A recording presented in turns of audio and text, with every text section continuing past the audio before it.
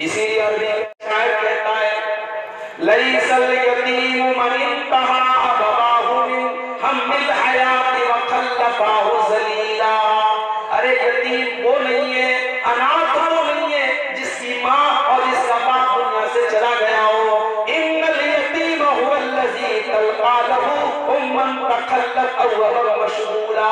अरे यतीम तो वो है, अनाथ तो वो है कि जिसकी माँ के पास उसके लिए टाइम ना हो, जिसके बाप के पास उसके लिए समय ना हो। आज बच्चों के लिए माँ बाप के पास टाइम नहीं है, न माँ कभी अपने बच्चों को बैठ कर के दीन की बातें बता रही है, न बाप अपने बच्चों को कभी बता रहा है। वो माएं जो अपने बच्चों के दीन की फिक्र करती है। इमाम बुखारी का नाम तो सुना है ना? इमाम बुखारी का नाम क्या था? मोहम्मद बिन इस्माइल। इमाम बुखारी का नाम था मोहम्मद, उनके बाप का नाम था इस्माइल। इमाम बुखारी की उम्र अभी 5 साल। 5 साल के बच्चे थे इमाम बुखारी के, उनके बाप का इंतकाल हो गया, बाप दुनिया से चला गया। लोग कहते हैं जब बाप दुनिया से चला जाए तो बच्चे बिगड़ जाते हैं। बच्चे आम तौर से बाप अगर ना हो तो माँ उनको कंट्रोल नहीं कर पाती, ये आम तौर से माना जाता है। इमाम बुखारी की माँ ने अपने बच्चे को माँ का भी प्यार दिया और बाप का भी प्यार दिया। बाप के मरने के बाद उन्होंने बाप की कमी नहीं करने दी। इमाम बुखारी बड़े हुए, माँ का सपना है मेरा बेटा बड़ा होकर के नबी की हदीसों का आलिम बने, मेरा बेटा बड़ा होकर के कुरान का हाफिज बने, कुरान का आलिम बने। ओ मेरी प्यारी माँ बहनों, आज ऐसे भी माएँ क्यों नहीं है समाज में जो अपने बच्चों को अल्लाह के दीन का खादिम बनाने का सपना देखे। आज माओं का सपना होता है मेरा बेटा डॉक्टर बने, मेरा बेटा इंजीनियर बने, मेरा बेटा टीचर बने। ऐसी माएँ कहाँ चली गई जो इमाम बुखारी की माँ की तरह ये सपना देखे, काश कि मेरा बेटा नबी के कुरान, नबी की हदीसों का हाफिज बने, कुरान का हाफिज बने, कुरान का आलिम बने, वो दुनिया को कुरान का मैसेज सुनाए, वो दुनिया को इस्लाम का मैसेज सुनाए, वो एक अच्छा मुसलमान बने और दूसरों को अच्छा बनाए। ऐसा सपना देखने वाली माँ दुनिया से खत्म हो गई। इमाम बुखारी की माँ अपने बच्चे की तरबियत करती। इमाम बुखारी बीमार हो गए, एक मरतबा इमाम बुखारी बीमार हो गए और इतने बीमार हो गए, इतने बीमार हो गए कि उस बीमारी में उनकी आंखों की रोशनी चली गई। इमाम बुखारी अंधे हो गए, उनकी आंखों की रोशनी चली गई। इमाम बुखारी की मां को बड़ा दुख हुआ और अल्लाह की नेक बंदी अल्लाह की बारगाह में रात में तहज्जुद पढ़ती है और अल्लाह की बारगाह में दुआ करती है, ऐ अल्लाह मैंने अपने बच्चे को कुरान का आलिम बनाने का सपना देखा है, ऐ अल्लाह मैंने अपने बच्चे को तेरे नबी की हदीसों का आलिम बनाने का सपना देखा है, ऐ अल्लाह मेरे बच्चे की आंखों की रोशनी चली गई है, ऐ अल्लाह अब मेरा बच्चा कुरान को कैसे पढ़ेगा, अब ये हदीसों को कैसे पढ़ेगा, ऐ अल्लाह मेरे बच्चे की रोशनी को लौटा दे, मेरे बच्चे की आंखों को लौटा दे।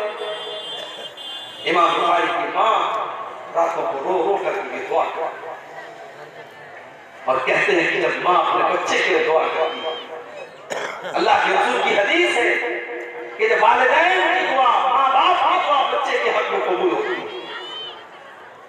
अल्लाह ताला माँ बाप की दुआ को कभी लौटाता नहीं है। अगर माँ के मुंह से निकल गया बेटे के लिए कोई दुआ निकल गई तो अल्लाह जरूर उस दुआ को पूरा करता है। इसीलिए माओ को कभी बच्चों को बददुआ नहीं करना चाहिए, हमेशा बच्चों के लिए अच्छी दुआ करना चाहिए। इमाम बुखारी की माँ ने इतनी दुआ की, इतना रोती रही अल्लाह की बारगाह में कि रात में जब वो सो जाती है, जब वो सो जाती है तो उनके सपने में, उनके ख्वाब में हज़रत इब्राहीम अलैहिस्सलाम आते हैं और इब्राहीम अलैहिस्सलाम आकर के कहते हैं, ऐ इमाम बुखारी की माँ तू इतना रोई है और तूने अल्लाह से अपनी दुआ की है कि रद्दल्लाहु अला इब्निके बसरहु, अल्लाह ताला ने तेरे बच्चे की आंखों की रोशनी को लौटा दिया है, जाकर के तू देख ले तेरे बच्चे की आंखें सही हो चुकी है, तेरा बच्चा दोबारा देखने लगा है। इमाम बुखारी की माँ की नींद खुली और जाकर के जब उन्होंने देखा तो उनके बच्चे की आंखों की रोशनी आ चुकी थी, उनका बच्चा बिल्कुल ठीक हो चुका। तो ये होती है मेरे प्यारे भाइयों एक दीनदार माँ, दीनदार मां कहां से आएगा? आज आपके घर में दीन कहां से आएगा? मेरी माएं और बहनें जो यहाँ आई है बुरा न माने, आज आप अपने बच्चे के लिए दुल्हन देखने जाती है और आप अपने घर के लिए जो बहू देखने जाती है, तो ईमानदारी से बताइएगा कि आप सामने वाले के अंदर क्या चीज है? अल्लाह ताला ने किसी को बहुत गोरा बनाया है, किसी को सांवला बनाया है, किसी को कुछ काला बनाया है, कोई हाइट में लंबा है, किसी की हाइट कुछ कम है, किसी की खूबसूरती में कुछ कमी है। जाहिर है कोई इंसान खुद से जो पैदा नहीं हुआ है उसके इख्तियार में तो नहीं है। कितनी औरतें आज जब वो रिश्ता देखने जाती हैं, लड़की नेक होती है, लड़की दीनदार होती है, लड़की पढ़ी लिखी होती है, लेकिन वो ये कह के रिश्ता ठुकरा देती है, लड़की तो बहुत अच्छी थी, बहुत अच्छी थी, लेकिन उसकी हाइट थोड़ी कम थी। सिर्फ हाइट की बुनियाद पर कितने रिश्ते रिजेक्ट हो जाते हैं। लड़की बहुत अच्छी थी, रिश्ता बहुत अच्छा था, लेकिन लड़की के बाप का मकान अच्छा नहीं लग रहा था, घर अच्छा नहीं लग रहा था। लड़की बहुत अच्छी है, लेकिन उसके माथे पर, उसके गाल पर एक बड़ा सा तिल है जो अच्छा नहीं लग रहा है। वो मेरी प्यारी माँ बहनों, इंसान अपने इख्तियार से तो नहीं पैदा हुआ है। अगर उसके अंदर थोड़ी बहुत कोई कमी है और उसका अखलाक अच्छा है, उसके अंदर दीनदारी है, वो पढ़ी लिखी है, तो उस रिश्ते को रिजेक्ट करने की क्या वजह है? आज कितनी औरतें जो अपनी बहू के अंदर सिर्फ सुंदरता देखती हैं, सिर्फ खूबसूरती देखती हैं, या ये देखती है कि कितने पैसे वाले घर की लड़की मेरे घर आएगी और लंबा चौड़ा जहेज लेकर के आएगी। जब आपने रिश्ते की बुनियाद भी रुपये पैसे पर रखी है और सुंदरता पर रखी है और रंग और खूबसूरती पर रखी है, तो फिर अगर वो लड़की आपके घर की बहू बनकर के आती है और चंद ही दिनों के बाद सास और बहू का झगड़ा शुरू हो जाता है और आपके घर का माहौल खराब होने लगता है, तो माफ कीजिए, फिर आपको शिकायत करने का कोई हक नहीं है, क्योंकि आपने बुनियाद ही गलत डाली है। आप बबूल का पेड़ बोने के बाद ये उम्मीद नहीं कर सकते कि उस पेड़ में से आम निकलेगा। आप आम का पेड़ बोएंगे तो आम के पेड़ से आम निकलेगा, आम के पेड़ से बबूल नहीं निकलेगा और बबूल के पेड़ से आम नहीं निकलेगा। इसलिए जब आप रिश्ता करने जाएं, जब आप अपने घर के लिए बहू देखने जाएं, तो अल्लाह के नबी की क्या तालीम है, जरा आपको हदीस उठा के देखिए जो बुखारी और मुस्लिम के अंदर मौजूद है। अल्लाह के प्यारे नबी फरमाते हैं, उनका उलमरा को ले मालिहा वले हसबिहा वले जमालिहा वले दीनिहा। जब एक औरत की शादी होती है तो चार चीजें औरत के अंदर देखी जाती हैं। माल देखा जाता है, यहूदियों के यहाँ माल देखा जाता था, कितने पैसे वाले घर की लड़की है, और खूबसूरती देखी जाती है। ईसाइयों के यहाँ खूबसूरती देखी जाती थी, वले हसबिहा, और कुछ लोग खानदान देखते हैं, बराबरी देखते हैं। अरब के अंदर बिरादरी बहुत ज्यादा देखी जाती थी, वले दीनिहा, और अल्लाह के नबी फरमाते हैं कि कुछ लोग लड़की के अंदर दीनदारी देखते हैं। फजकर अल्लाह के प्यारे नबी फरमाते हैं कि तुम दीनदार औरत को अपने घर की बहू बना के लाओ, तुम दीनदार औरत को बीवी बना के लाओ, तुम अपने घर की मलका दीनदार औरत को बनाओ, तुम कामयाब हो जाओ। दीनदार औरत जब घर में आ जाए तो घर को चार चांद लगा देती है। अब दुनिया कुल्लुहा मता, दुनिया पूरी की पूरी फायदा उठाने की चीज है। वह खैर मताए दुनिया अल-मरअतु सालिहा, और दुनिया का सबसे कीमती खजाना नेक औरत है, दीनदार औरत है। अल्लाह के नबी हज़रत उमर फारूक ने पूछा, अल्लाह के नबी ये बताइए कि हम कौन सी चीज को खजाना बनाएं, कौन सी चीज को अपने घर में हम इकट्ठा करें, कौन सी चीज को स्टोर करें? अल्लाह के प्यारे नबी ने फरमाया कि तुम तीन चीजों को खजाना बना लो, तीन चीजों को स्टोर कर लो। लियत्तखिज़ अहदुकुम क़ल्बन शाकिरा व लिसानन ज़ाकिरा व ज़ौजतन मुमिनतन तुईनुहु अला अम्रिल आखिरा। सबसे पहली चीज, तुम अपनी जुबान को अल्लाह का जिक्र करने वाला बनाओ। अपने अंदर ऐसी जुबान पैदा करो जो हर हाल में अल्लाह का जिक्र करने वाली। मेरी प्यारी माँ बहनों, मेरे प्यारे भाइयों, आज इस पर भी गौर हो कि आज हम कितनी बार अल्लाह का जिक्र करते हैं। नबी अकरम ने तो जो दुआएं सिखाई थी, छींका है तो अल्हम्दुलिल्लाह, आपको छींका या अल्हम्दुलिल्लाह का, सामने वाला सुने तो वो कहे यरहमुकल्लाह, फिर उसके जवाब में आप कहे यहदीकुमुल्लाह। सिर्फ एक छींक आई और आपने 3 बार अल्लाह का नाम लिया। आप घर में जा रहे हैं, कुछ नहीं, अगर आपको आता है तो सिर्फ बिस्मिल्लाह पढ़ दीजिए। अल्लाह के नबी फरमाते हैं जब तुम अपने घर में आते हो और बिस्मिल्लाह पढ़ते हो तो शैतान फेल हो जाता है।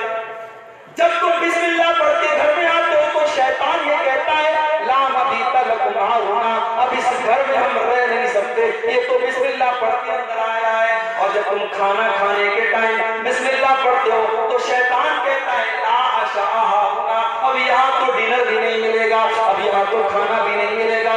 आपने बिस्मिल्लाह पढ़ा, शैतान की घर में एंट्री खत्म हो गई। आपने खाने के टाइम बिस्मिल्लाह पढ़ा, शैतान आपके खाने से भाग गया। क्या काम नहीं कर सकते? घर से आप निकल रहे हैं, दुकान पे जा रहे हैं, मकान पे जा रहे हैं, बिजनेस पे जा रहे हैं, कहीं भी जा रहे हैं, जब आप घर से निकलने लगिए अल्लाह के नबी फरमाते हैं ये दुआ पढ़ के निकलिए, बिस्मिल्लाहि तवक्कलतु अलल्लाहि ला हौला वला कुव्वता इल्ला बिल्लाह। छोटी सी दुआ है, 2 मिनट में आपको याद हो जाएगी। बिस्मिल्लाह, मैं अल्लाह के नाम से निकल रहा हूँ। तवक्कलतु अलल्लाह, मैं अल्लाह के ऊपर भरोसा करके निकल रहा हूँ। ला हौला वला कुव्वता इल्ला बिल्लाह, अल्लाह के सिवा किसी के पास कोई ताकत नहीं है, कोई पावर नहीं है। ये दुआ पढ़ के आप निकलेंगे, कोई शैतान आपका कुछ बिगाड़ नहीं सकता। अल्लाह के नबी फरमाते हैं जब ये दुआ पढ़ के आप निकलेंगे तो शैतान अगर आपको बहकाने के लिए आता है तो फरिश्ते उससे कहते हैं इसने तो वो दुआ पढ़ी कि वक़्त वो कीता, इसको तो अल्लाह ताला ने अपनी छाया में, अल्लाह ताला ने अपने प्रोटेक्शन में ले लिया है। अब शैतान इसको कुछ नहीं कर सकता, अब शैतान इसका कुछ नहीं बिगाड़ सकता। अल्लाह का जिक्र करने के लिए ये छोटी छोटी दुआएं हैं मेरे भाइयों, इनको आप याद रखिए। और मैं आपको एक दुआ की किताब के बारे में बताता हूँ। मुझे उम्मीद है कि बंगला में भी वो किताब आपको मिल जाएगी। वो बड़ी ऑथेंटिक किताब है, बड़ी मोतबर किताब है, हिस्नुल मुस्लिम दुआ की किताब है। और इंशाअल्लाह मैं जल्द ही ऑनलाइन इस दुआ के बारे में भी कुछ एक कोर्स की शक्ल में इसकी एक दुआ का जो मतलब है उसको एक्सप्लेन करके, उसका मतलब बता करके मैं इंशाअल्लाह वो वीडियो भी इंटरनेट पर जल्दी आएगा, जिसमें इस किताब की ज्यादा मोटी किताब नहीं है, पॉकेट साइज में आपको मिल जाएगी। आप पता लगाइएगा, बंगला में भी जरूर आती होगी। आप हिस्नुल मुस्लिम को अपने पास रखिए और छोटी छोटी दुआओं को आप याद करिए मेरे भाइयों, और अपने बच्चों को याद कराइए। और जब आप इन दुआओं को याद करेंगे और आपके घर में अल्लाह का जिक्र जब होगा तो आपके घर से बहुत सारी बुराइयां खत्म हो जाएंगी। इसलिए कि जब घर में अल्लाह का नाम लिया जाता है, जब अल्लाह का जिक्र होता है तो शैतान वहीं से नाकाम होने लगता है। इसीलिए अल्लाह के नबी फरमाते हैं मसलुल बैतिल लज़ी युज़करु माहु फीही वल बैतिल लज़ी ला युज़करु फीही मसलुल हय्य वल मय्यित। जिस घर में अल्लाह का नाम लिया जाए वो घर जिंदा है, और जिस घर में अल्लाह का नाम न लिया जाए वो घर मुर्दा है। जिन्नात का मसला आता है, मौलवी साहब मेरे घर में जिन्नात का असर है, मौलवी साहब मेरी जवान बेटी पता नहीं कैसी कैसी बातें कर रही है, उल्टी सीधी बातें कर रही है, होश में नहीं रहती है, बाल को भी खेल लेती है। मौलवी साहब ने आके देखा, कहा जिन्नात का साया है इसके ऊपर किसी ने जादू किया है। मेरे भाइयों, आपको मौलवी साहब के पास जाने की जरूरत नहीं है। अगर आप अपने घर को जिन्नात से बचाना चाहते हैं, शैतान से बचाना चाहते हैं, आप बस एक काम करना शुरू कर दीजिए, अपने घर में सूरह बकरा की तिलावत आप डेली किया करें। अगर आप पूरी नहीं कर सकते, थोड़ी थोड़ी करके करा करें। अल्लाह के प्यारे नबी फरमाते हैं इन्ना शैताना यनफिरु मिनल बैतिल लज़ी तुक़रअ फीही सूरतुल बकरा। जिस घर में सूरह बकरा पढ़ी जाती है उस घर से शैतान भाग जाता है। सूरह बकरा की तिलावत आप करें, कोई शैतान आपके घर में नहीं आ सकता, कोई जिन आपकी बेटी को परेशान नहीं कर सकता। मगर हम लोग तो शॉर्टकट चाहते हैं ना, हमको ना पढ़ना पड़े, हम मौलवी साहब से पढ़वा देंगे। हम मोबाइल के जरिए लोग हमसे पूछते हैं व्हाट्सएप पर कॉल करके मैसेज करके, मौलवी साहब हमको अपने घर में सूरह बकरा पढ़नी है, 2.5 पारे की सूरत है, बड़ी लंबी सूरत है, उतना टाइम नहीं है, हम मोबाइल के ऊपर अगर उसको चला दे तो चलेगा क्या? मैंने कहा देखिए, आप मोबाइल पर जब सूरह बकरा चलाएंगे तो आप पढ़ रहे हैं, मोबाइल पढ़ रहा है, और मोबाइल के पढ़ने पर शैतान भागने की बात नहीं कही गई है, आपको पढ़ना चाहिए, सवाब भी इसी में है। और शरीयत के हुक्म तक का तकाजा यही है कि आप डायरेक्ट पढ़ें, आप मोबाइल के जरिए कुरान की तिलावत ना करवाएं, आप खुद तिलावत करें, ताकि आपके घर से शैतान का असर खत्म हो जाए। तो घर को अगर दीनदार बनाना है तो हमें और आपको घर में ये काम करना पड़ेगा।